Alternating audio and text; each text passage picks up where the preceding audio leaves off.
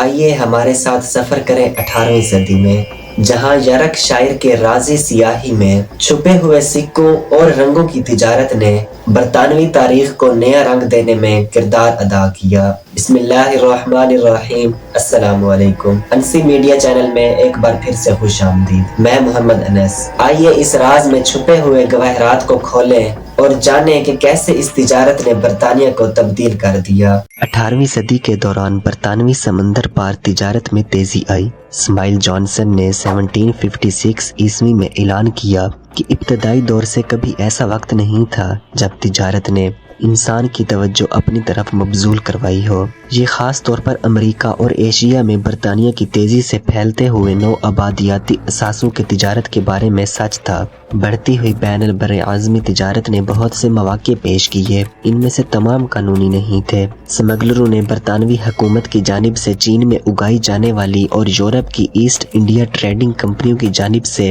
درآمد کی جانے والی غیر ملکی اشیاء خورد و نوش، خاص طور پر چائے کی درآمد پر بھاری ٹیکس عائد کرنے کا فائدہ اٹھایا۔ کسٹم ڈیوٹیاں اتنی سخت تھی اور سمگلر اتنے کامیاب تھے کہ 18ویں صدی کے دوران ایسے ادوار بھی تھے جب قانونی طور پر درآمد کی جانے والی چائے سے زیادہ چائے سمگل کی جاتی تھی۔ اس کے باوجود سمگلنگ اس صورتحال سے فائدہ اٹھانے کے لیے واحد غیر قانونی کاروبار سے بہت دور تھی۔ دوسرا نام یارک شائر کا پیلا کاروبار تھا، جو 1760 کی دہائی میں مغربی یارک شائر میں ہیلی فیکس کے آس پاس پینین ہلز میں سامنے آنے والے سونے کے سکوں کو کاٹنے اور جیل سازی کے کاروبار کا مقامی نام تھا۔ چائے کی سمگلنگ کی طرح پیلے رنگ کی تجارت بھی ایک بڑی کامیابی تھی۔ سونے کی گنی، جن میں سے ہر ایک کی قیمت 21 شلنگ 1.05 پاؤنڈ تھی، 18ویں صدی میں قیمت کے لحاظ سے قومی کرنسی کی اکثریت تھی۔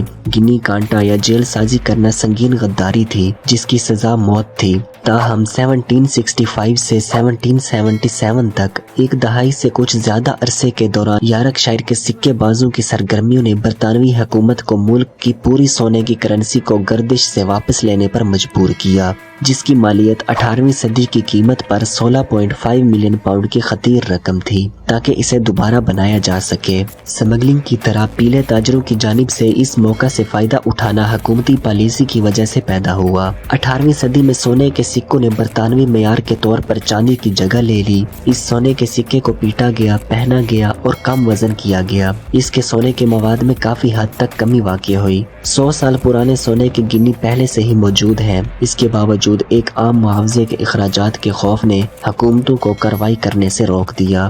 جب تک حکومتوں نے سکے بنائے ہیں تب تک جعل سازی کا رواج رہا ہے۔ پھر بھی یارک شائر پیلے رنگ کی تجارت میں جس طرح کی جعل سازی کی گئی وہ منفرد تھی۔ 18ویں صدی میں برطانیہ میں گردش کرنے والے زیادہ تر جعلی سکے بنیادی دھاتوں سے بنائے گئے تھے۔ وہ اندرونی طور پر تقریباً بیکار تھے اور عوام نے جان بوجھ کر قبول نہیں کیے تھے۔ اس کے برعکس پیلے رنگ کے تاجر سونے سے جعلی اشیاء تیار کرتے تھے۔ ان کے جعلی نوٹوں کی اندرونی بلین ویلیو 1760 کی دہائی میں گردش میں موجود سونے کے جائز سکوں سے بہت کم نہیں تھی۔ یہ ممکن تھا کیونکہ یارک شائر میں کلپنگ اور سکے کو یکجا کیا گیا تھا۔ سونے کے تراشوں کو براہ راست جعلی سکوں میں دوبارہ تیار کیا گیا تھا۔ کٹنگ سونے کے سکے کے کنارے سے سونے کے پتلے ٹکڑوں کو کاٹنے کا عمل تھا، جسے بعد میں فائل کے ساتھ اس کے کناروں کو بحال کر کے گردش میں واپس لایا گیا تھا۔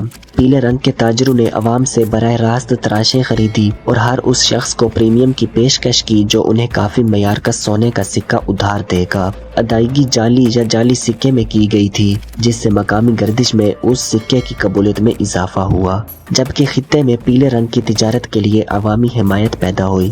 گلوبل ٹریڈنگ نیٹ ورکس کی طرح جس کا یہ ایک حصہ تھا، پیلے رنگ کی تجارت ان لوگوں کے ذریعے چلائی جاتی تھی جن کے پاس پہلے سے ہی نقد رقم اور کریڈٹ تھا، جیسا کہ سیمیول جانسن نے چند سال پہلے تجارت کے بارے میں اپنے مشاہدات میں نشاندہی کی تھی۔ تجارت کے ذرائع کا سردار پیسہ ہے۔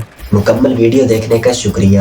امید کرتا ہوں آپ کو یہ ویڈیو پسند آئی ہوگی۔ گزارش ہے اگر ویڈیو پسند آئی ہے اس کو لائک کریں، شیئر کریں، چینل کو لازمی سبسکرائب کریں۔ ملتا ہوں آپ سے نیکسٹ ویڈیو میں کسی اچھے سے ٹاپک کے ساتھ۔